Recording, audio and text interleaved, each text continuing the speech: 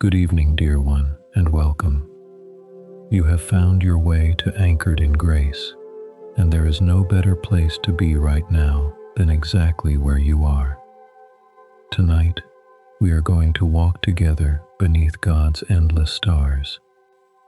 And as we walk, slowly, quietly, we are going to let the peace of God settle over you, the way the night settles over a tired field at the end of a long day. You do not have to do anything now. You do not have to fix anything, or solve anything, or carry anything for the next little while. The only thing I want you to do is breathe. Breathe in slowly, gently, and let the air fill your chest like a sail catching a soft wind. Let it all go. Maybe your shoulders have been up around your ears all day without you even knowing it. Let them come down now. Let your hands open just a little, the way a child's hands open when sleep finally comes for them. Let the pillow hold the weight of your head so you don't have to. I know that some nights are heavier than others. I know that some of you came here tonight carrying more than you meant to carry. A worry that will not quiet down. A conversation that keeps replaying.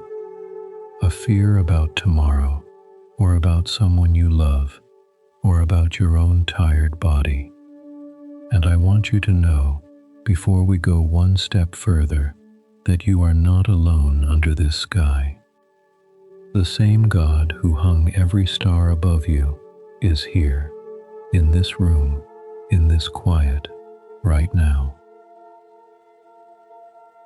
Over these next couple of hours, we are going to look up at those stars together.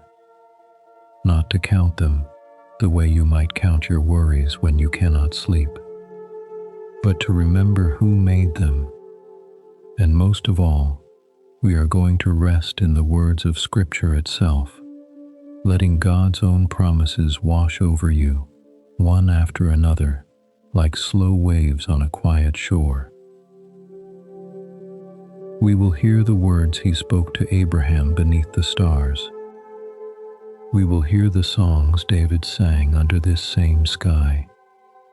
We will hear how He answered a suffering man by pointing to the constellations. We will hear the prophet Isaiah and the Psalms of the night, all of them telling us the same gentle truth, that the God who made the heavens is watching over you. So let your eyes grow heavy, dear friend. There is nothing you need to stay awake for.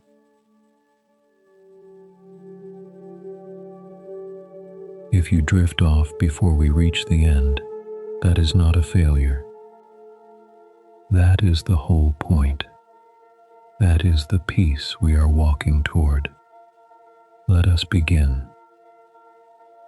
Come with me now, back across thousands of years, to a land of low hills and open sky. The night is deep and clear. There is no city glow here, no lamp burning in any window, nothing at all between you and the heavens. Imagine standing in the cool of that ancient evening. The day's heat has lifted from the ground. The air is soft against your skin. Somewhere far off, a flock settles for the night, and then even they grow quiet. And above you, more stars than you could ever take in. The whole arch of the sky is scattered thick with light, from one edge of the earth to the other. Bright ones and faint ones, clusters and rivers of them, and the pale band we now call the Milky Way, spilling across the middle of it all like a road of dust made of light. It is the kind of sky that makes a person go still. The kind of sky that makes your own troubles seem to grow smaller the longer you look. This is the sky that a man named Abram once stood beneath, long ago. An old man, weary and afraid, with a promise in his heart that had not yet come true. He had left his home far away and followed God's voice into a land he had never seen. God had told him his family would become a great nation, and Abram had believed it. But the years had gone by, one after another, and still he had no child. No son to carry his name.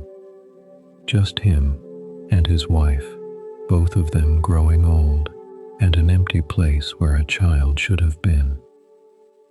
Perhaps you know something of that ache. The long quiet waiting for a promise that has not yet arrived.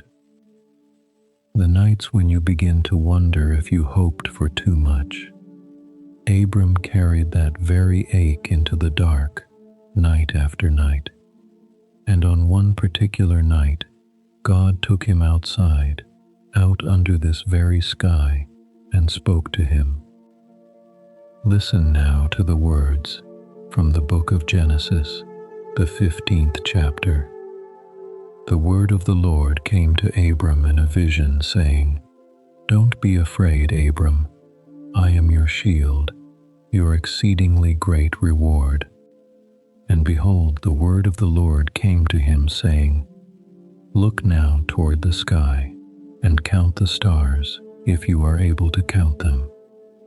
He said to Abram, "So shall your offspring be." He believed in the Lord, and he counted it to him for righteousness. Rest in those words for a moment, dear one. Don't be afraid. They are the words God says more than almost any others in all of Scripture. He says them to shepherds and to kings. He says them to prophets and to frightened hearts. And he says them tonight, across all those centuries, to you. Don't be afraid. And notice the gentle thing God does. He does not hand Abram a list of answers. He simply takes him outside and lifts his eyes to the stars. Count them, he says, if you can. But of course, no one can. That is the whole mercy of it. Abram had been lying awake, counting his fears, counting his years, counting all the reasons the promise could not come true. And God so tenderly traded all that anxious counting for a number no one could ever finish, as many as the stars. Your future, he was saying, is bigger than your arithmetic. And Abram believed, not because anything had changed on the ground. The only thing that had changed was where he was looking. He had been looking down at his fear. Now he was looking up at his God, and that was enough. The same stars that Abram saw are shining over your roof tonight. Not one of them has fallen. Not one of them has gone out. The God who kept them burning all these thousands of years is more than able to keep you. Long after Abram, on these same hills, a shepherd boy would lie on his back at night and watch this very sky while he kept his father's sheep. His name was David. Picture him there, a young boy wrapped in a rough cloak against the night air, the sheep breathing softly around him in the dark. He has nothing to do but keep watch and look up, and everything he sees in the heavens he turns into songs. Songs we are still singing tonight, 3,000 years later. One of them begins by looking up at the moon and the stars and wondering how the God who made them all could possibly care about one small person. Listen now to the words of David from the 8th Psalm. Lord, our Lord, how majestic is your name in all the earth, who has set your glory above the heavens. When I consider your heavens, the work of your fingers, the moon and the stars, which you have ordained, what is man, that you think of him? What is the Son of Man, that you care for him? For you have made him a little lower than the angels, and crowned him with glory and honor. Lord, our Lord, how majestic is your name in all the earth. What is man, that you think of him? Sit with that question, dear one, as your breathing slows. David is lying under a sky so vast it makes him feel small. All those stars, all that endless dark, and a quiet wonder rises in him. Why would the God who scattered all of this with his fingertips ever stop to think of me? And yet, the psalm tells us he does. He thinks of you. He cares for you. This is the great comfort hidden in a starry sky. It is not only that God is powerful enough to make the heavens, it is that the same God, so great, so far beyond us, bends down close and knows your name. The hand that set the moon in its place is the same hand that is holding you now. And as you lie there, quietly watching that ancient sky with David, imagine a single star breaking loose.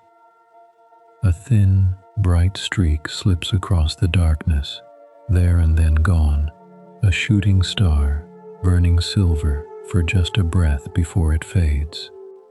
David would have seen those too, and rather than making him anxious, they only deepened the wonder. For if God is mindful even of one falling point of light in all that vastness, how much more is he mindful of you? Nothing in his creation is too small for his attention. Not one sparrow, not one star, not one tired soul lying awake in the dark, longing for rest. He sees it all, he holds it all, and he is holding you. The work of your fingers, David called the stars, as if the whole night sky were a small and delicate thing to God, something he made gently, with care, the way you might arrange flowers or fold a blanket over a sleeping child. That is how easily he holds the heavens, and that is how tenderly he holds you. So let the size of the sky comfort you tonight, rather than frighten you. Every one of those countless stars is known to God. Not one of them is lost to him. And you, dear one, are known far better than any star. You are not a small thing in a vast and empty universe. You are a child, thought of, cared for, watched over by the one who made it all. Now, as you lie beneath that sky, there is a fear that visits many of us in the dark. It is the quiet fear that while we sleep, no one is watching, that the world keeps turning and its troubles keep moving, and we are not awake to guard against them. But the scriptures have a song for that fear too. It was sung by travelers long ago as they walked the hill roads up toward Jerusalem, lifting their eyes to the high places where danger might hide. Listen now to the words of the 121st Psalm. I will lift up my eyes to the hills. Where does my help come from? My help comes from the Lord, who made heaven and earth. He will not allow your foot to be moved. He who keeps you will not slumber. Behold, he who keeps Israel will neither slumber nor sleep. The Lord is your keeper. The Lord is your shade on your right hand. The sun will not harm you by day, nor the moon by night. The Lord will keep you from all evil. He will keep your soul. The Lord will keep your going out and your coming in, from this time forward and forevermore. He who keeps you will not slumber. Let that promise sink down into you, dear one, deeper than any fear. The one who watches over you does not grow tired. He does not close his eyes. He does not need the rest that you need. All through the night, while the whole world sleeps, he is awake and he is watching over you. Do you see what that means? You do not have to keep the watch tonight. You can lay down the heavy work of worrying, of guarding, of staying alert against every possible trouble. Someone stronger than you is already on duty. Someone who never blinks, never dozes, never looks away. The same God who keeps every star in its place through the long hours of darkness is keeping you just as surely, just as gently. Your sleep is not you abandoning your post. Your sleep is you handing the watch to the one who never sleeps. The sun will not harm you by day, the psalm says, nor the moon by night. Even the moon, even the soft light that falls over your bed right now, cannot touch you outside his care. From your going out to your coming in, from this night to all the nights to come, he keeps you. Think of how many nights that promise has already held. Every night of your life, whether you knew it or not, he was keeping you.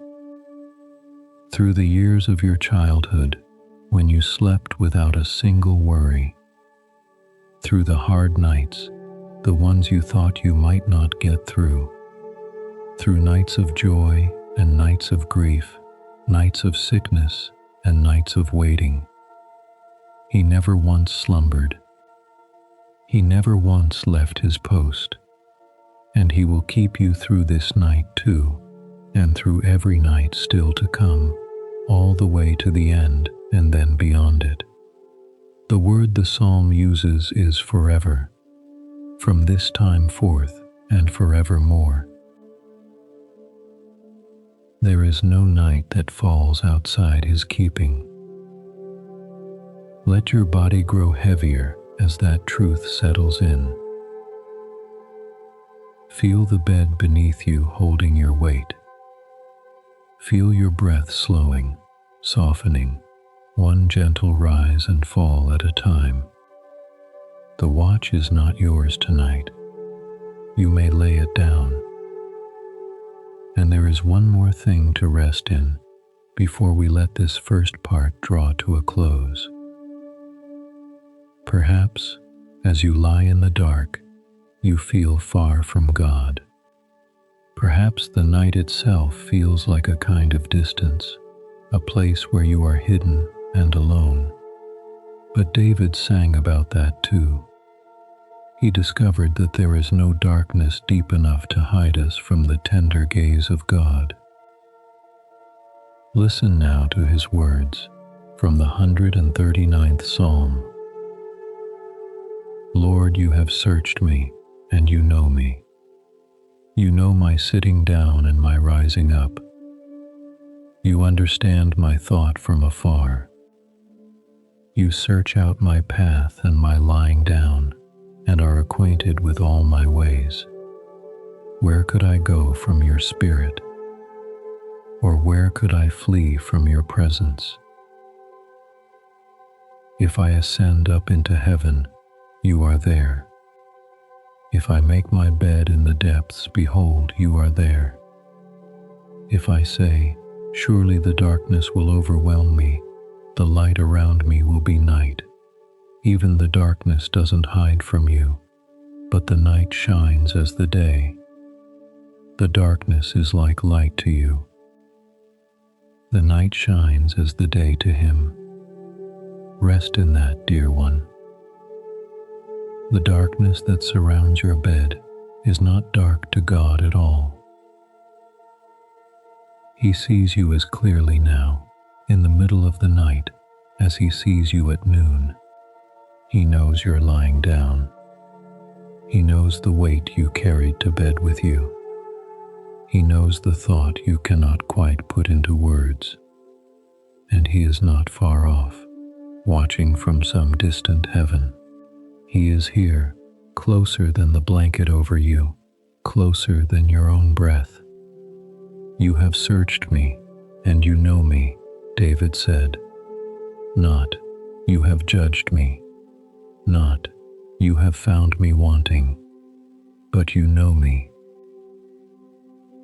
The way a mother knows the sound of her own child in a crowded room.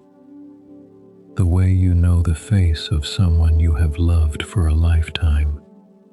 That is how God knows you. Completely, tenderly, and he is not turning away. So let all of it settle over you now, like a warm and familiar blanket. The God of Abraham lifted an old man's eyes to the stars and gave him peace. The God of David met a shepherd boy under this same sky and became the song of his heart. That God does not slumber, that God sees you in the dark as clearly as in the light, and that same God is here with you in the quiet of this room tonight. Rest here for a while beneath his promise. Abram looked up. Abram believed, and Abram slept, and so can you. The sky has more to show us yet. For David did not only wonder at the stars, he listened to them. He believed that the heavens themselves were speaking day after day, night after night, telling of the glory of the God who made them. And in a little while, we will hear that song. But for now, simply breathe and rest and let the stars keep their silent watch over you. In the last part, we sat with David under the stars while he wondered how the God of all that vastness could care for one small soul. But David did not only look at the heavens, he listened to them. He believed that the sky itself was speaking all day and all night in a language without words, telling everyone who would look up of the glory of the God who made it. And so, let us stay here a while longer beneath the stars and listen with him. The night is quiet now, the kind of quiet that has a sound of its own, soft and deep, like the hush inside an old stone room. Above you, the stars have wheeled a little further across the sky. The moon has climbed higher. Look up with David for a moment and let your eyes wander across it all. There, low on the horizon, a single planet burns with a steady golden light, brighter than any star around it. Overhead, the great sweep of the Milky Way arches from one edge of the world to the other, a soft river of countless lights, too faint to count and too many to number. Here and there, a brighter star holds your gaze, blue-white and clear, and beside it a fainter one, and beside that another, until the whole sky seems to deepen the longer you look, layer upon layer of light going back and back into the dark. It is endless. It is silent. And yet, to David, it was not silent at all. Though there is no voice you can hear with your ears, he felt that the heavens were pouring out speech, endlessly, gently, to anyone whose heart was still enough to receive it. Listen now to the words he wrote from the 19th Psalm. The heavens declare the glory of God. The expanse shows his handiwork. Day after day they pour out speech, and night after night they display knowledge. There is no speech nor language where their voice is not heard. Their voice has gone out through all the earth, their words to the end of the world. There is no speech nor language where their voice is not heard. Rest in that for a moment, dear one. The stars over your roof tonight are speaking the very same message they spoke to David 3,000 years ago. The same message they spoke over the fields of Bethlehem, over the wilderness, over every weary traveler who ever looked up and felt suddenly small and suddenly held, both at once. It is a language older than any human tongue, a language that needs no translation. Anyone, anywhere, in any age, can step outside beneath a clear night sky and understand it. Someone made this. Someone this vast, this beautiful, this faithful. And that someone has not forgotten you. Think of it. The light falling into your eyes from those stars tonight began its journey long, long ago. It has been traveling through the dark for years beyond counting, only to arrive here, now, in this moment, to reach you as you lie in your bed. It is almost as if the whole sky has been patiently sending its message across the ages, just so that on this night, when you needed it, you would look up and know.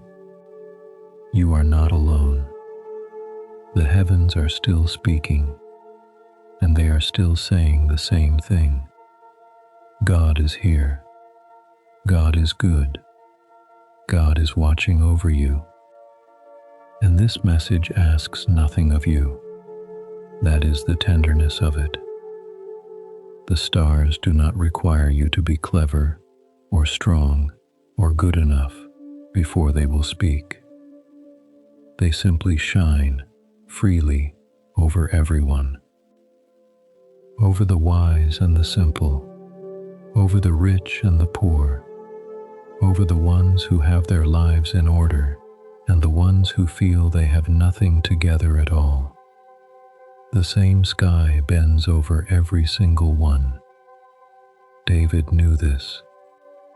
A shepherd boy with no title and no crown could lie in a field and receive the very same glory that a king receives from his palace roof.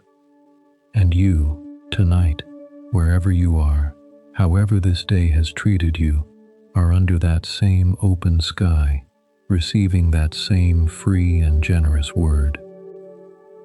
You do not have to earn it. You only have to look up. You only have to rest and let it fall over you like light.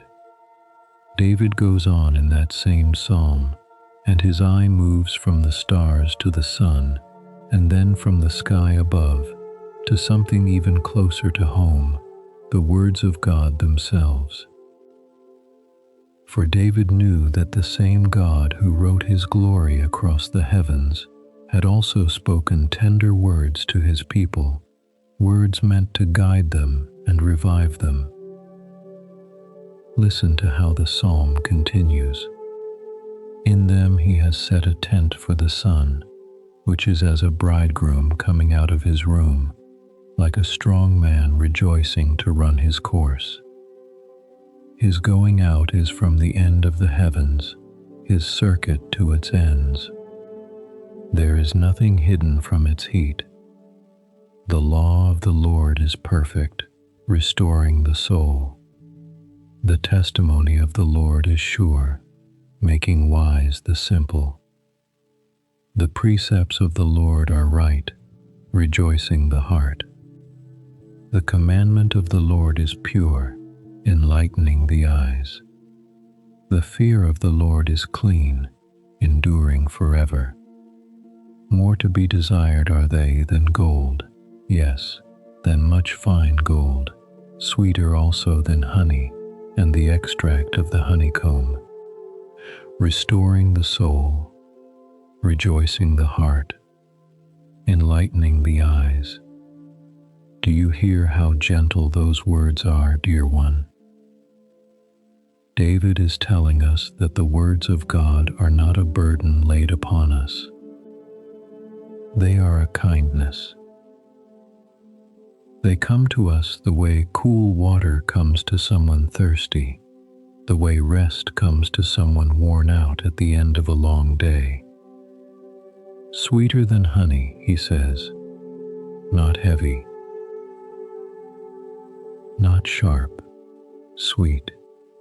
The same voice that spoke the stars into being speaks over your life with that same sweetness, if only you will let the words settle in. And notice the picture David paints of the sun. He says it comes out like a bridegroom stepping from his chamber on the morning of his wedding, glad and shining, like a strong runner joyful at the start of the race. There is such gladness in that image. The sun does not drag itself reluctantly across the sky. It runs its course with joy, faithful every single morning, never once failing to rise. For all the thousands of years since David wrote those words, the sun has kept its promise. It has risen over every night the world has ever known, no matter how long or how dark that night has felt to the ones living through it. And it will rise again tomorrow over your window, whether or not you are awake to watch it. That is the kind of God we rest beneath tonight, one whose faithfulness is written into the very turning of the sky, one who has never once let the morning fail to come. And David ends his song not with a grand declaration, but with a quiet, humble prayer. A prayer you can make your own tonight as you lie here in the dark. These are its closing words. Let the words of my mouth and the meditation of my heart be acceptable in your sight, Lord, my rock and my redeemer. My rock and my redeemer. Let those be among the last words in your mind before sleep takes you. A rock is steady. A rock does not shift beneath you when the winds come. And a redeemer is one who buys back what was lost, who reaches into the pit and lifts you out, who refuses to leave you where you have fallen. That is who God is to you, steady beneath you and reaching down for you. At the very same time, let the meditation of my heart be acceptable in your sight. Perhaps your heart is not full of grand or holy thoughts tonight. Perhaps it is just tired, just full of ordinary worries and small aches and the long list of a long day. That is all right. God does not ask for a polished prayer. He is pleased simply to have your attention, your quiet, your honest heart turned toward Him in the dark. The whisper of a tired soul is as welcome to Him as the singing of the stars. The heavens declared God's glory to David and drew a song out of his heart. And now, having listened with him, there is one more thing the night sky teaches us. It is perhaps the deepest comfort of all. Not only that God is glorious, not only that God speaks, but that His love, unlike everything else in this world, never comes to an end. Before we hear that final song, let this settle over you. All through his life, David felt that he was heard. That was the secret beneath his songs. Not that his troubles were small, for they were not. He knew fear and betrayal and grief and long nights of his own.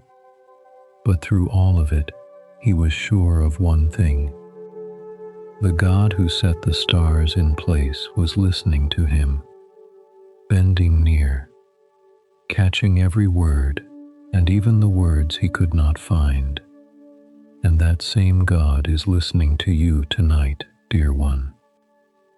Whatever you brought to this bed, He has already heard it. You do not need to explain yourself, or find the right words, or make your heart sound better than it feels. You are heard. You have always been heard, and you are held by the one who is listening. Everything under these stars fades in time. The flowers of the field bloom and wither. The strong grow old. Kingdoms rise and fall to dust. Even the mountains, given enough time, wear down beneath the wind and rain.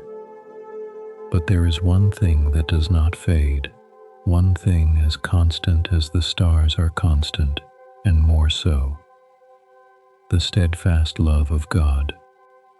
The people of old had a song for this, a song they sang together, one line at a time, with the same tender refrain returning again and again like a heartbeat. Listen now, and let the refrain carry you from the 136th Psalm. Give thanks to the Lord, for He is good, for His loving kindness endures forever. Give thanks to the God of gods, for His loving kindness endures forever. Give thanks to the Lord of lords, for His loving kindness endures forever. To Him who alone does great wonders, for His loving kindness endures forever. To Him who by understanding made the heavens, for His loving kindness endures forever. To Him who spread out the earth above the waters, for His loving kindness endures forever. To Him who made the great lights, for His loving kindness endures forever. The sun to rule by day, for His loving kindness endures forever. The moon and stars to rule by night, for His loving kindness endures forever. His loving kindness endures forever. Do you feel how the refrain rocks you, dear one, like a cradle gently swaying? Over and over, the same steady truth returns. For His loving kindness endures forever. It was the truth beneath the making of the heavens. It was the truth beneath the sun and the moon and the stars. And it is the truth beneath your own life tonight, holding you up, whether you feel it or not. His loving kindness endures forever. That word forever is a resting place. So much of what troubles us is bound up with time, the fear that things will not last, the grief over what has already slipped away, the worry about how long we can keep going. But God's love is not bound by time at all. It was there before the first star was lit. It will be there after the last one has burned low. It does not run out. It does not grow tired of you. It does not love you less on your hard days than on your good ones. Forever, the psalm says. And forever means there is no night dark enough, no failure deep enough, no distance far enough to bring it to an end. The moon and stars to rule by night, the song says, for his loving kindness endures forever. Look at that. God set the moon and the stars to rule the night, not to leave the darkness empty and cold, but to fill it with gentle light. He did not make the night a place of abandonment. He made it a place watched over by soft and faithful lights, each one a small reminder that his loving kindness has not clocked out, has not gone home, has not left you alone until morning. The night belongs to him just as surely as the day, and so do you.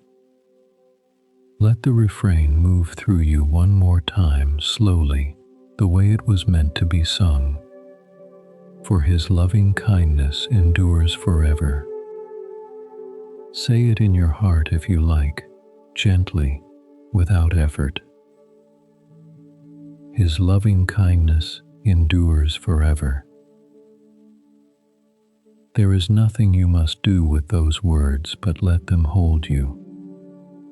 They were sung by tired people long ago, in the evening, after long days of their own.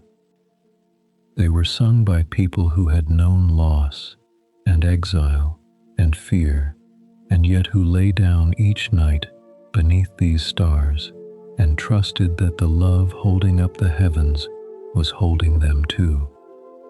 And it was, and it is, and it will be, long after this night has passed into morning. Let those two truths hold you now, as your eyes grow heavy. The heavens are speaking, even now, of the glory of the God who made them, and the love of that God, poured out over your life, endures forever. It will still be there when you wake. It will still be there through every tomorrow. You are resting tonight inside a love that has no end. David listened to the stars and heard the glory of God. But there was once a man who did not feel like singing at all. A man in the middle of terrible suffering who cried out to God with hard and honest questions. And when God finally answered him, he did not begin with explanations. He began, of all things, by pointing up at the constellations and asking a gentle question about the stars. We will go to him next, but for now, simply rest. Let the refrain return one more time as you drift. His loving kindness endures forever. David listened to the stars and heard a song. But not everyone who has looked up at these heavens has felt like singing. Some have looked up out of the deepest pain a person can know. And tonight we come to one of them. A good man who lost almost everything and who sat in the ashes of his life with hard and honest questions for God. His name was Job. You may know something of his story. In a very short time, Job lost his wealth, his health, and, most painful of all, his children. He was left sitting in the dust, his body covered in sores, his heart broken open. And for chapter after chapter, he cried out. He asked the question that rises in every suffering heart. Why? Why this? Why me? Where is God in all of it? Perhaps you have asked that question yourself, in the dark, more than once. Perhaps you have asked that question yourself into this very night. If so, then Job is a good companion for you, because he did not pretend. He did not tidy up his grief to make it sound holy. He spoke it plainly, all of it, straight to God. Imagine the nights he must have spent. A man who had once had everything, now sitting outside in the cool dark, unable to sleep for the ache in his body and the deeper ache in his heart. Above him, the same stars that had shone over his happier years, still shining now, seemingly indifferent to his pain. Perhaps you have known a night like that, a night when the beauty of the world felt far away, when even a sky full of stars could not reach the sorrow inside you. If so, then stay close to Job tonight, because his story does not end in the ashes, and neither does yours. And for a long time, the heavens were silent. Job's friends talked and argued and offered their tidy explanations, and none of it helped. But then, at last, God himself answered. And here is the wonder of it, dear one.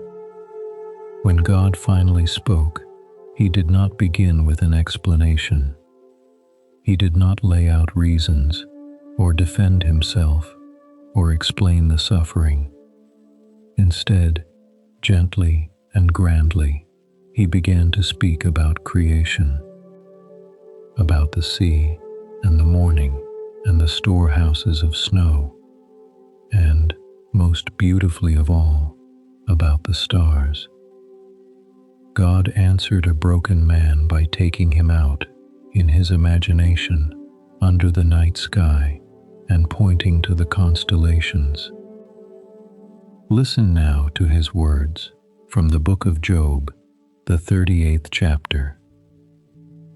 Then the Lord answered Job out of the whirlwind, "Who is this who darkens counsel by words without knowledge? Where were you when I laid the foundations of the earth? Declare, if you have understanding. Who determined its measures, if you know? Or who stretched the line on it? On what were its foundations fastened? Or who laid its cornerstone when the morning stars sang together and all the sons of God shouted for joy? When the morning stars sang together. Rest on that line a moment, dear one. God says that when he laid the foundations of the world, the stars themselves sang, and all of heaven shouted for joy. Imagine that. At the very beginning of everything, before there was a single human sorrow, before Job's grief or yours, there was music. The stars were singing.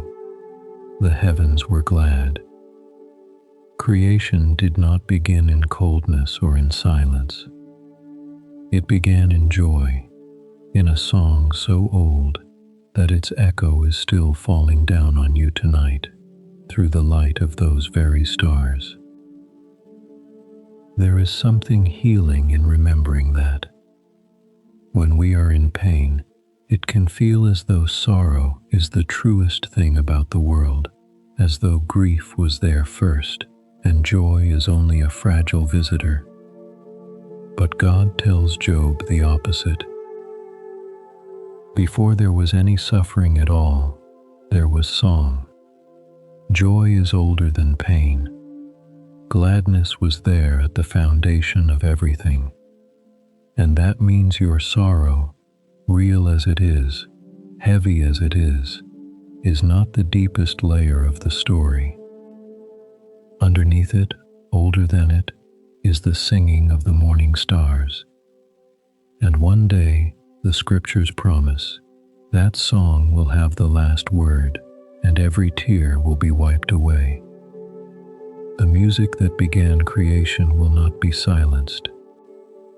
It is still playing, softly, beneath everything, even tonight, even over your bed. And notice what God is doing for Job here. He is not scolding him, not really. He is lifting his eyes.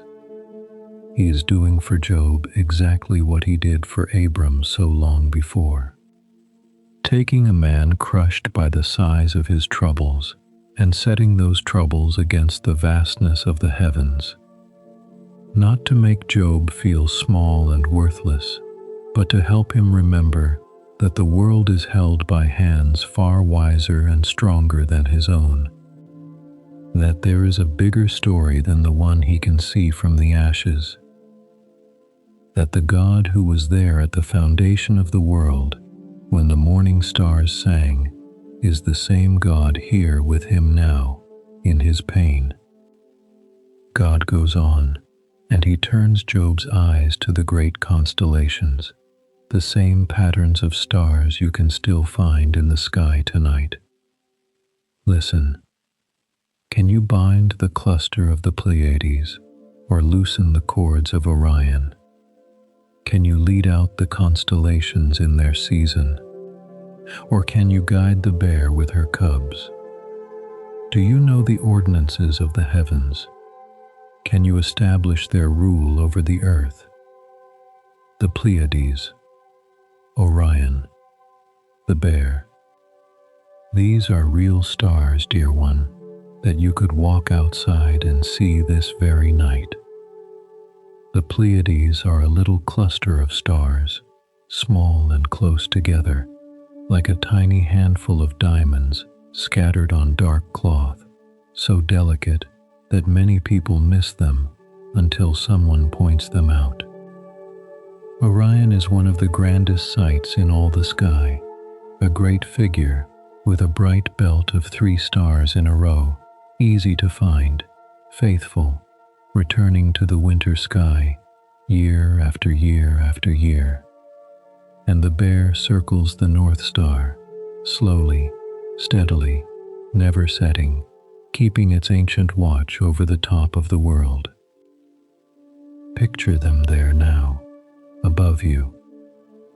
The 3 bright jewels of Orion's belt, glimmering in a perfect line, just as they glimmered over the shepherds and the sailors and the weary travelers of long ago.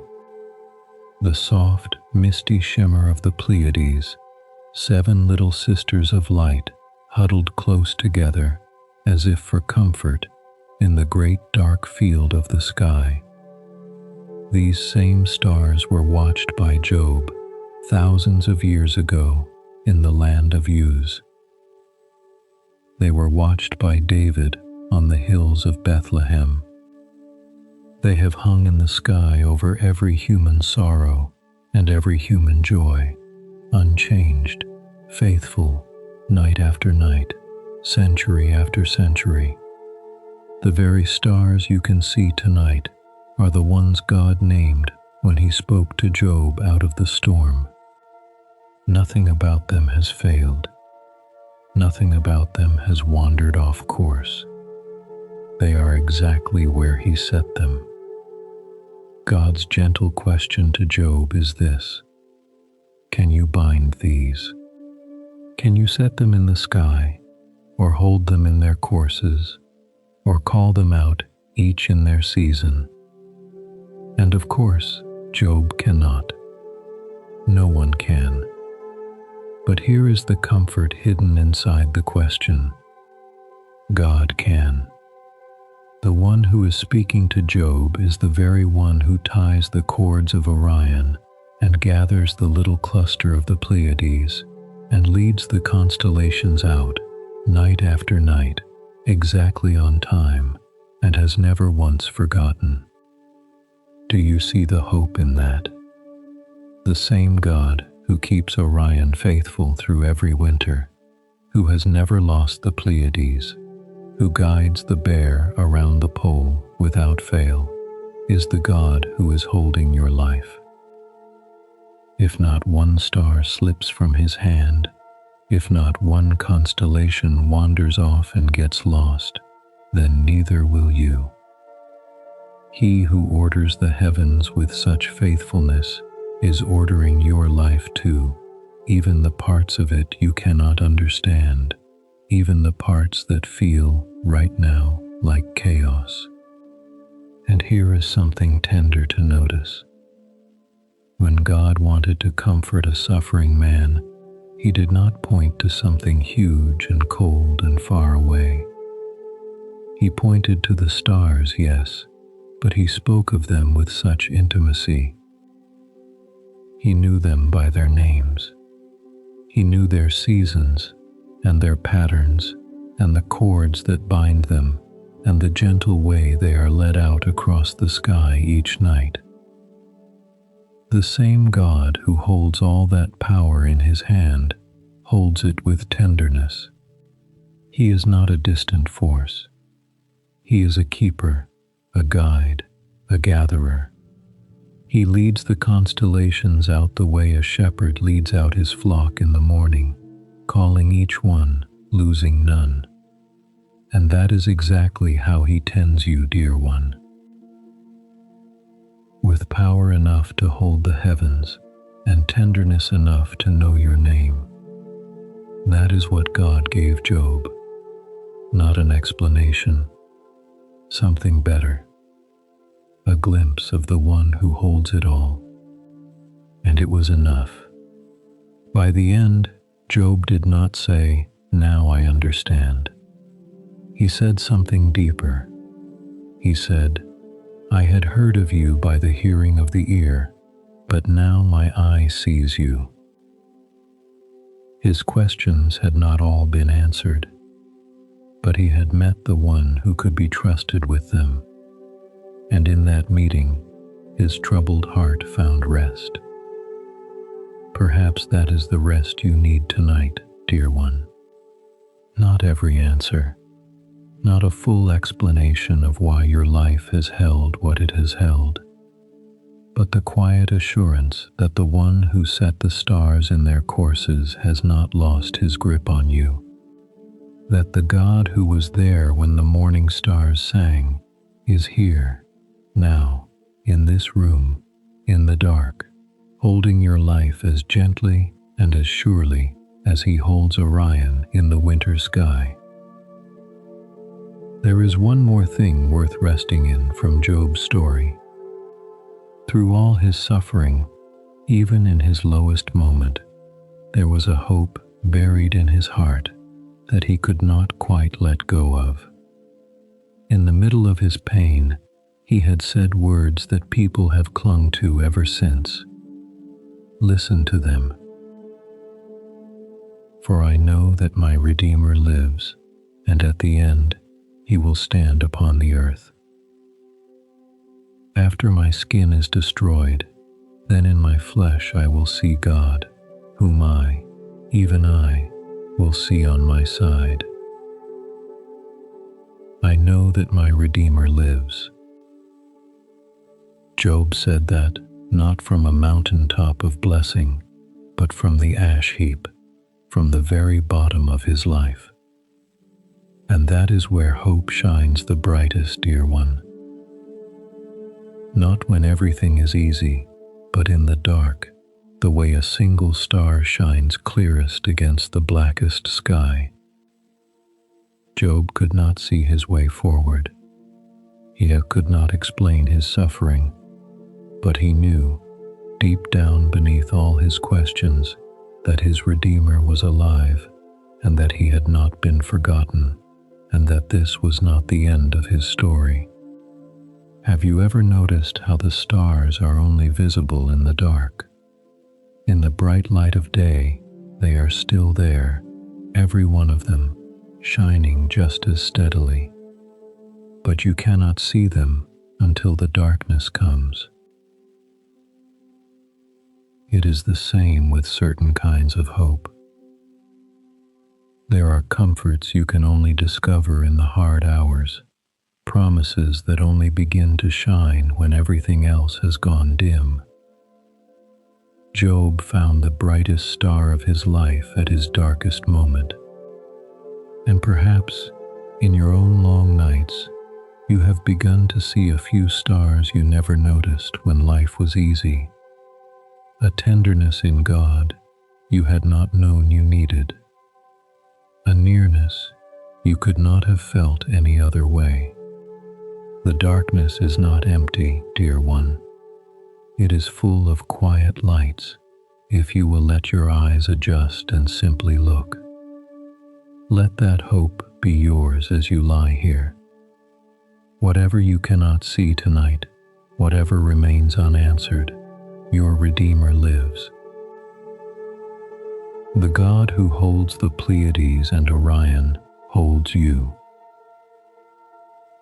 The song the morning stars sang at the beginning has not ended, and the darkness around your bed is not the end of your story either. It is only the night, and morning, in God's faithful keeping, always comes. So let your questions rest for a while. You do not have to solve them tonight. You can lay them down beside you in the dark and trust them to the one who was there when the stars first sang. He is holding the heavens. He is holding you. And he has not forgotten a single thing about your life. God answered Job from the whirlwind and gave a suffering man hope beneath the stars. But there is another story of a storm and of stars and of a peace that came not from the sky above, but from a man asleep in a small boat in the middle of the raging sea. We will go to him next. For now, simply rest and let the old song of the morning stars carry you gently down toward sleep. So far tonight we have stayed on the land, looking up at the stars with Abraham and David and Job. But now our story moves down from the hills to the water, to a wide lake in the North Country, ringed by dark hills under the same great canopy of stars. And here we find a different kind of peace altogether. Not the peace of a quiet night, but a peace that holds steady in the middle of a storm. Come with me to the shore of the Sea of Galilee. It is not really a sea at all, but a large lake, cradled low among the hills, with the land rising up steeply all around it. By day, it can be calm and blue and gentle, but those surrounding hills make it a dangerous place when the weather turns. Cold air can come rushing down the slopes without warning, and where it meets the warm air over the water, it stirs up sudden, violent storms. Fishermen who had worked that lake their whole lives still feared it. They knew how quickly a peaceful evening could become a fight for their lives. On this particular evening, a small wooden fishing boat sets out across the water. We know something of what that boat would have looked like, dear one. Long ago, buried in the mud near the shore of that very lake, the remains of just such a boat were found, a simple wooden fishing vessel from exactly that time. It was not large, perhaps the length of a few grown men lying end to end, open to the sky, with room for a small group and their nets. A humble, ordinary boat, worn from years of hard work on the water. Nothing that could stand against a real storm. And it is into a boat like that that Jesus climbs with his tired friends as the evening comes on. In it are Jesus and his friends, weary at the end of a long day. He had been teaching crowds since morning, and now, as the light fades, he says to them, "Let us cross over to the other side." So they push off from the shore, the little boat riding low, the water lapping softly against its sides, the first stars beginning to appear in the darkening sky. Listen now to what happens from the Gospel of Mark, the 4th chapter. On that day, When evening had come, he said to them, "Let us go over to the other side." Leaving the multitude, they took him with them, even as he was, in the boat. Other small boats were also with him. A big windstorm arose and the waves beat into the boat, so much that the boat was already filled. He himself was in the stern, asleep on the cushion. They woke him up and told him, "Teacher, don't you care that we are dying?" He himself was in the stern, asleep on the cushion. Rest on that picture for a moment, dear one. The storm is raging. The wind is screaming down off the hills. The waves are crashing over the sides, and the boat is filling with water, and these grown men, experienced fishermen, are terrified for their lives. And where is Jesus? He is asleep. Asleep in the back of the boat, his head resting on a cushion. There is something wonderful hidden in that small detail. The gospel writer remembered the cushion. He remembered that Jesus was so deeply at peace, so completely at rest, that in the middle of a howling storm, on a lake known for drowning men, he was sleeping soundly with his head on a pillow. How? How could anyone sleep through that? The answer is the very heart of the peace we are seeking tonight. Jesus slept because he was resting in the perfect care of his Father. The wind did not frighten him because he knew the one who made the wind. The waves did not shake him because he knew the one who set the boundaries of the sea. He could sleep in the storm because his trust was deeper than the storm. Think of what a gift that is to see. We so often believe that peace means the absence of trouble, that we can only rest once every storm has passed and every danger is gone. But here is Jesus, showing us something far greater, a peace that does not wait for the storm to end, a rest that goes deeper than circumstances, that can lie down and sleep even while the wind is still wild and the waves are still high. That is the peace he wants to give you, dear one. Not a life with no storms, for that is not promised to any of us, but his own peace, carried right into the middle of the storm, steady and unshaken, resting on the cushion while the winds do their worst.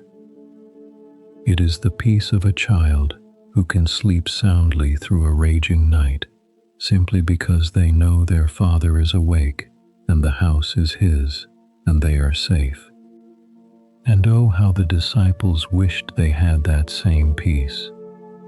Instead, they were frantic. They shook him awake with words that have echoed in every frightened heart since. Don't you care that we are dying? Have you ever prayed something like that in your own storm? Lord, do you see what is happening to me? Do you care? Are you even awake to what I am going through? It is one of the most human cries there is.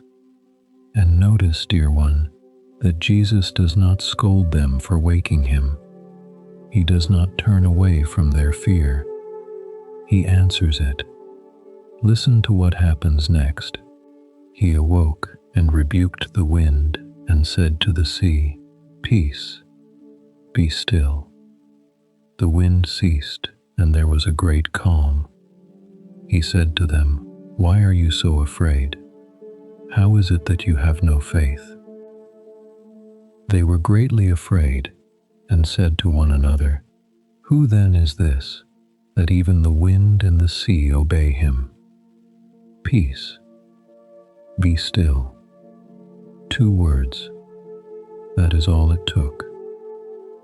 The one who had been sleeping stands up in the pitching boat and speaks to the storm the way you might speak to a frightened child. Peace, be still. And immediately, the scripture says, there was a great calm. Not a slow fading of the wind, not the storm gradually blowing itself out over the next hour. A great calm at once. The wind dropped to nothing. The waves sank down and lay flat. And the lake became so still that the stars themselves would have been mirrored on its surface, as if the water had become a second sky. Imagine that silence, dear one, after all that roaring. One moment, chaos. Wind and water and shouting and fear. And the next, a great calm. The only sound the gentle drip of water from the oars. The boat rocking softly, safely now, on a sea grown smooth as glass. And above it all, the stars, wheeling quietly overhead, undisturbed, as if they had known all along that there was nothing to fear. Picture the men in that boat now, their hearts still pounding, their clothes still soaked through, looking around at a lake gone suddenly, impossibly still. The clouds that had brought the storm are breaking apart and drifting away, and through them, one by one, the stars are coming out again over the water. The same stars that had watched Abraham and David and Job.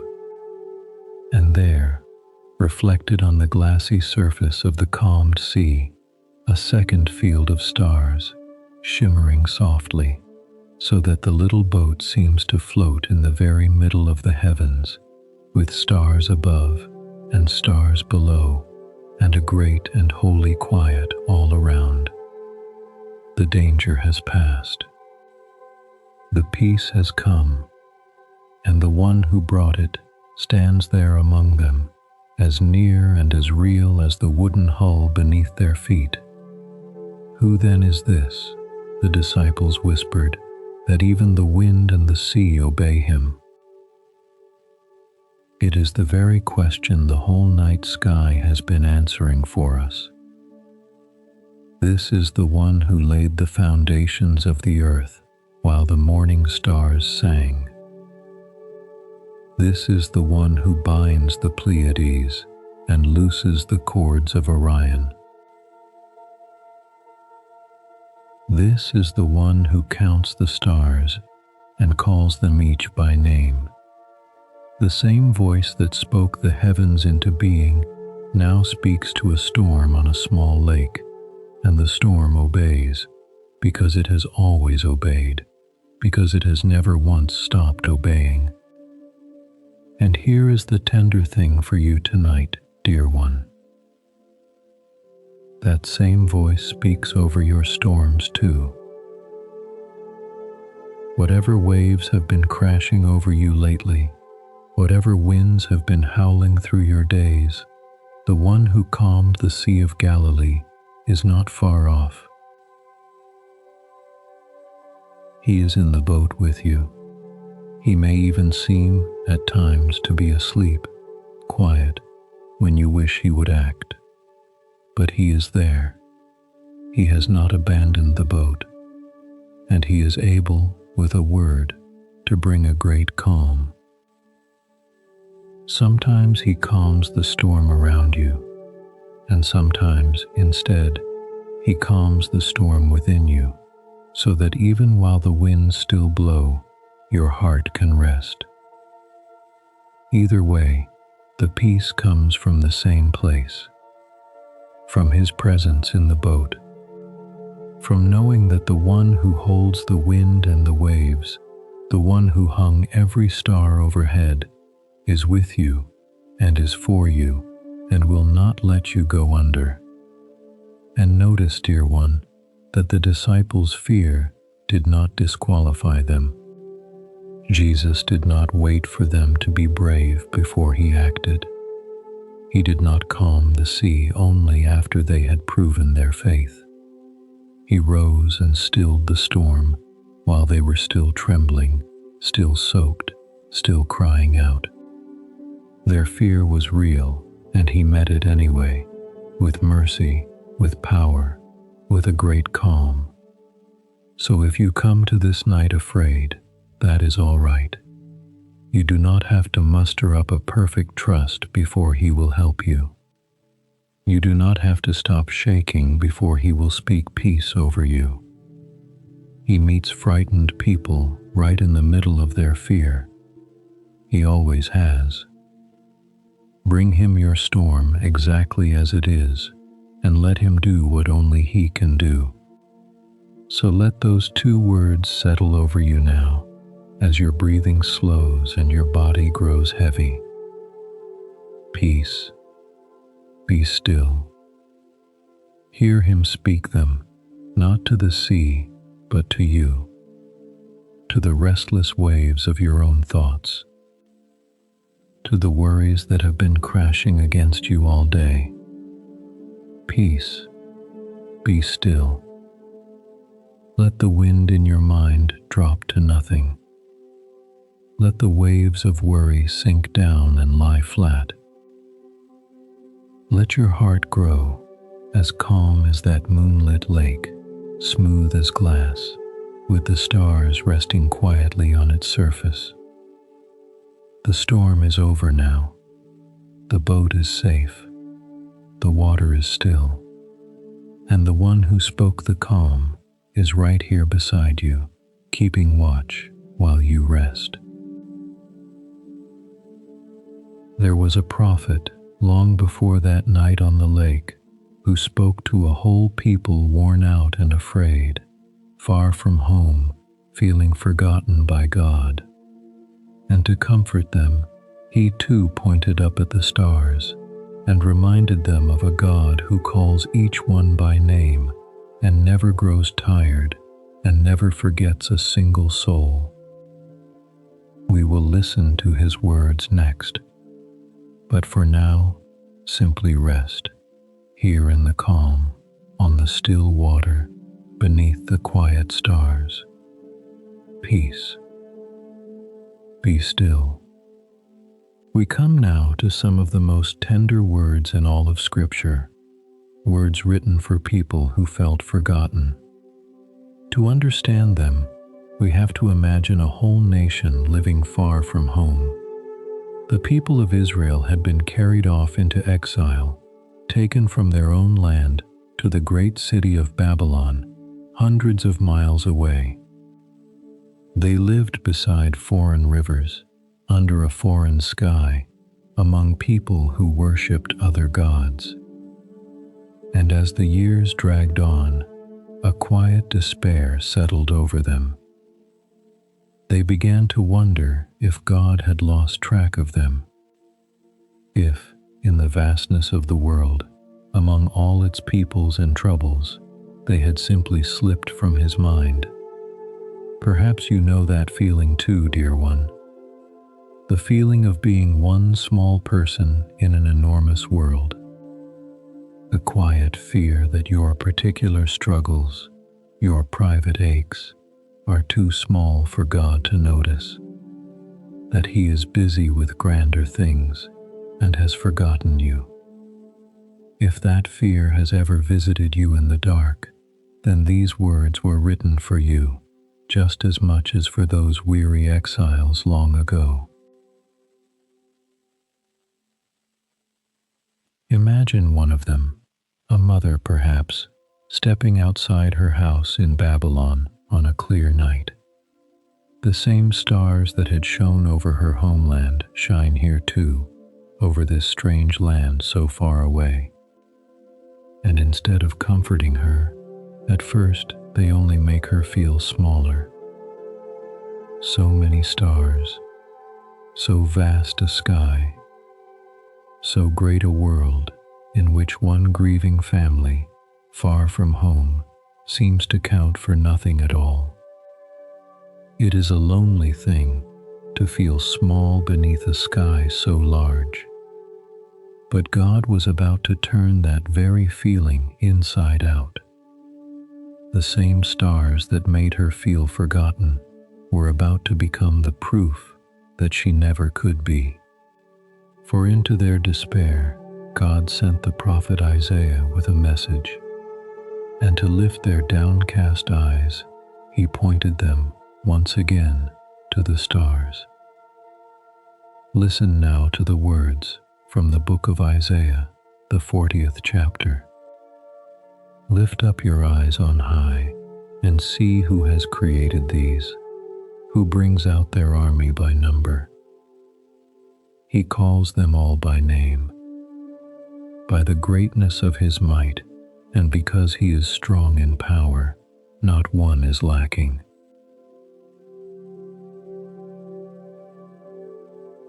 Lift up your eyes on high. There it is again, dear one, the same gentle command God has been giving all through the scriptures. To Abram he said, "Look now toward the sky." To Job he said, "Look at the constellations I have made." And now, to a whole heartbroken nation, he says, "Lift up your eyes on high and see." When we are cast down, our eyes fall to the ground. We look at our feet, at our troubles, at the dust of our disappointment. And God, so tenderly, keeps lifting our chins, keeps turning our faces upward to the stars and to himself. But listen to the heart of it.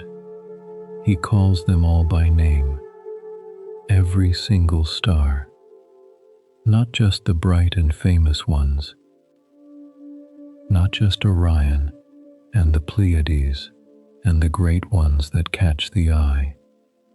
Every star, the faint ones, half hidden in the glow of the moon, the distant ones, so far away their light is barely a whisper, the ones no human eye has ever picked out or numbered. God knows each one. God has named each one, and he brings them out each night, the scripture says, like a great army marching in perfect order, and not one of them is missing. Not one is lost. Not one is forgotten. He leads them all out, and he calls them all home by name. Now hold that beside the fear of those exiles and the fear that sometimes visits you. They thought they were too small to be noticed. And God answers by saying, "Look at the stars, uncountable, unfathomable, and I know every single one of them by name. Do you not think then that I know yours? For if he does not lose track of the faintest star in the farthest corner of the heavens, how could he ever lose track of you? You, whom he made with such care. You, for whom he has such love. The God who names the stars knows your name. He has never once forgotten it. He is not too busy for you. You have never slipped his mind, not for a single moment, not on your loneliest night. Earlier in that same chapter, Isaiah paints a picture of this great star-naming God that is almost unbearably tender. He says that the Lord who measures the oceans in the hollow of his hand, who weighs the mountains on scales, this same immense and mighty God comes to his people like this. Listen. He will feed his flock like a shepherd. He will gather the lambs in his arm and carry them in his bosom. He will gently lead those who have their young. Do you see the wonder of it, dear one? The one who names the stars is the same one who gathers the lambs in his arms and carries them close against his heart. Such greatness and such gentleness held together in the same God. The hand that flung the galaxies across the sky is the same hand that scoops up a tired little lamb too weak to walk and carries it. And that is exactly how he comes to you tonight. Not with the cold distance of something vast and impersonal, but with the warmth of a shepherd, gathering you up, holding you close, carrying you gently through the dark. You do not have to walk this night on your own strength. You are a lamb in the arms of the one who made the stars. Let yourself be carried. And Isaiah does not stop there. He goes on to answer the exiles' deepest complaint. For they had begun to say that God was not watching, that their situation was hidden from him, that he had grown distant and tired and unconcerned. Listen to how the prophet answers them, so gently and so powerfully. Why do you say, Jacob, and speak, Israel, my way is hidden from the Lord, and the justice due me is disregarded by my God? Haven't you known? Haven't you heard? The everlasting God, the Lord, the creator of the ends of the earth, doesn't faint. He isn't weary. His understanding is unsearchable. He gives power to the weak. He increases the strength of him who has no might. He does not faint. He is not weary. Rest on that, dear one, as your own tired body sinks into the bed. You grow weary. I grow weary. By the end of a long day, our strength runs low, our patience runs thin, our eyes grow heavy and long for sleep. But the God who watches over you never tires. While you sleep tonight, recovering the strength you spent today, he will not need to rest even for a moment.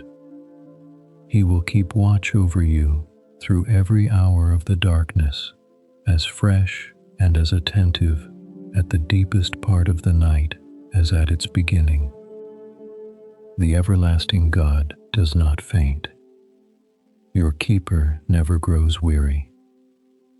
And then come the words that have carried God's people for thousands of years, some of the most beloved lines in all the Bible. Listen and let them lift you. Even the youths faint and get weary, and the young men utterly fall. But those who wait for the Lord will renew their strength. They will mount up with wings like eagles. They will run and not be weary. They will walk and not faint. Those who wait for the Lord will renew their strength. There is a promise in that for tonight, dear one. For sleep itself is a kind of waiting, a laying down of your own effort, a trusting of yourself into the hands of God through the dark hours, so that you might rise in the morning with strength renewed. You do not have to manufacture that strength yourself. You cannot. It is given, quietly, in the night, by the God who never sleeps, to those who simply rest in him. Lay down your striving now. Let him renew you as you sleep, and trust that in the morning you will have what you need for the day, because he will have given it gently while you rested. They will mount up with wings like eagles. Think of that great bird, dear one, riding high on the wind, its wings spread wide, hardly needing to beat them at all. It does not fight the air. It rests upon it, letting the currents lift it higher and higher. That is the picture God gives of the soul that waits on him. Not straining, not struggling, but resting on a strength far greater than its own and being carried. Let that be you tonight. Stop beating your wings against the dark. Spread them wide and let the everlasting God hold you up and carry you gently through the night. The God who names every star has named you. The God who never grows weary is watching over you. And the God who renews the strength of all who wait for him is renewing yours, even now as you rest. You are not forgotten. You have never been forgotten. You are known and named and deeply, tenderly loved. Let that word loved settle over you like the softest blanket of all. Not tolerated, not merely kept track of, loved.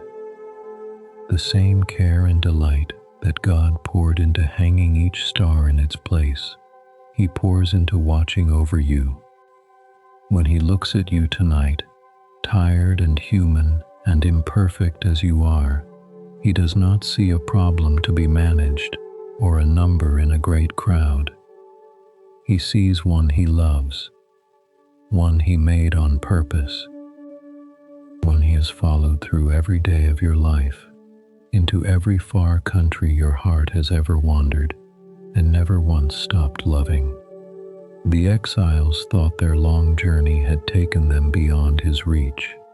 It had not, and neither has yours. Wherever you are tonight, however far from home your heart may feel, you are held inside a love that named the stars and that will never, ever let you go. Rest in that love now. You do not have to earn it or understand it or even feel it fully. You need only receive it the way the dark earth receives the gentle light of the stars, quietly and without effort. You are loved. You are loved. Let it be the truth you fall asleep inside of. There is one more part of our journey beneath the stars, and it gathers up everything we have seen tonight.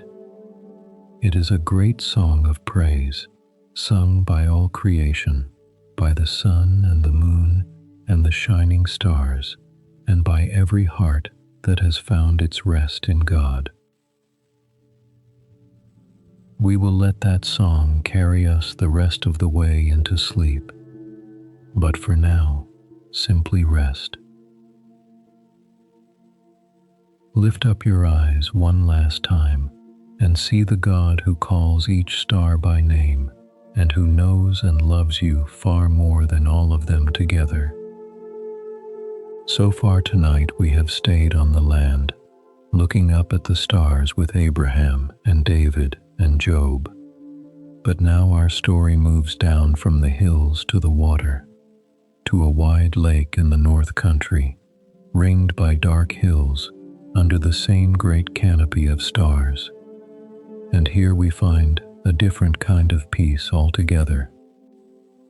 Not the peace of a quiet night, but a peace that holds steady in the middle of a storm. Come with me to the shore of the Sea of Galilee. It is not really a sea at all, but a large lake, cradled low among the hills, with the land rising up steeply all around it. By day, it can be calm and blue and gentle, but those surrounding hills make it a dangerous place when the weather turns. Cold air can come rushing down the slopes without warning, and where it meets the warm air over the water, it stirs up sudden, violent storms. Fishermen who had worked that lake their whole lives still feared it. They knew how quickly a peaceful evening could become a fight for their lives. On this particular evening, a small wooden fishing boat sets out across the water. We know something of what that boat would have looked like, dear one. Long ago, ago, buried in the mud near the shore of that very lake, the remains of just such a boat were found, a simple wooden fishing vessel from exactly that time. It was not large, perhaps the length of a few grown men lying end to end, open to the sky, with room for a small group and their nets. A humble, ordinary boat, worn from years of hard work on the water. Nothing that could stand against a real storm. And it is into a boat like that that Jesus climbs, with his tired friends, as the evening comes on. In it are Jesus and his friends, weary at the end of a long day. He had been teaching crowds since morning, and now, as the light fades, he says to them, "Let us cross over to the other side." So they push off from the shore, the little boat riding low, the water lapping softly against its sides, the first stars beginning to appear in the darkening sky. Listen now to what happens from the Gospel of Mark, the 4th chapter. On that day, when evening had come, he said to them, "Let us go over to the other side." Leaving the multitude, they took him with them, even as he was, in the boat. Other small boats were also with him. A big windstorm arose and the waves beat into the boat, so much that the boat was already filled. He himself was in the stern, asleep on the cushion. They woke him up and told him, "Teacher, don't you care that we are dying?" He himself was in the stern, asleep on the cushion. Rest on that picture for a moment, dear one. The storm is raging. The wind is screaming down off the hills. The waves are crashing over the sides, and the boat is filling with water, and these grown men, experienced fishermen, are terrified for their lives. And where is Jesus? He is asleep. Asleep in the back of the boat, his head resting on a cushion. There is something wonderful hidden in that small detail. The gospel writer remembered the cushion. He remembered that Jesus was so deeply at peace, so completely at rest, that in the middle of a howling storm, on a lake known for drowning men, he was sleeping soundly with his head on a pillow. How? How could anyone sleep through that? The answer is the very heart of the peace we are seeking tonight. Jesus slept because he was resting in the perfect care of his Father. The wind did not frighten him because he knew the one who made the wind. The waves did not shake him because he knew the one who set the boundaries of the sea. He could sleep in the storm because his trust was deeper than the storm. Think of what a gift that is to see. We so often believe that peace means the absence of trouble, that we can only rest once every storm has passed and every danger is gone. But here is Jesus, showing us something far greater, a peace that does not wait for the storm to end, a rest that goes deeper than circumstances, that can lie down and sleep even while the wind is still wild and the waves are still high. That is the peace he wants to give you, dear one. Not a life with no storms, for that is not promised to any of us, but his own peace, carried right into the middle of the storm, steady and unshaken, resting on the cushion while the winds do their worst. It is the peace of a child who can sleep soundly through a raging night, simply because they know their father is awake and the house is his and they are safe. And oh, how the disciples wished they had that same peace. Instead, they were frantic. They shook him awake with words that have echoed in every frightened heart since. Don't you care that we are dying? Have you ever prayed something like that in your own storm? Lord, do you see what is happening to me? Do you care? Are you even awake to what I am going through? It is one of the most human cries there is. And notice, dear one, that Jesus does not scold them for waking him. He does not turn away from their fear. He answers it. Listen to what happens next. He awoke and rebuked the wind and said to the sea, "Peace, be still." The wind ceased, and there was a great calm. He said to them, "Why are you so afraid? How is it that you have no faith?" They were greatly afraid and said to one another, "Who then is this, that even the wind and the sea obey him?" Peace, be still. 2 words. That is all it took. The one who had been sleeping stands up in the pitching boat and speaks to the storm the way you might speak to a frightened child. Peace, be still. And immediately, the scripture says, there was a great calm. Not a slow fading of the wind, not the storm gradually blowing itself out over the next hour. A great calm at once. The wind dropped to nothing. The waves sank down and lay flat. And the lake became so still that the stars themselves would have been mirrored on its surface, as if the water had become a second sky. Imagine that silence, dear one, after all that roaring. One moment, chaos. Wind and water and shouting and fear. And the next, a great calm. The only sound the gentle drip of water from the oars. The boat rocking softly, safely now, on a sea grown smooth as glass. And above it all, the stars, wheeling quietly overhead, undisturbed, as if they had known all along that there was nothing to fear. Picture the men in that boat now, their hearts still pounding, their clothes still soaked through, looking around at a lake gone suddenly, impossibly still. The clouds that had brought the storm are breaking apart and drifting away, and through them, one by one, the stars are coming out again over the water. The same stars that had watched Abraham and David and Job.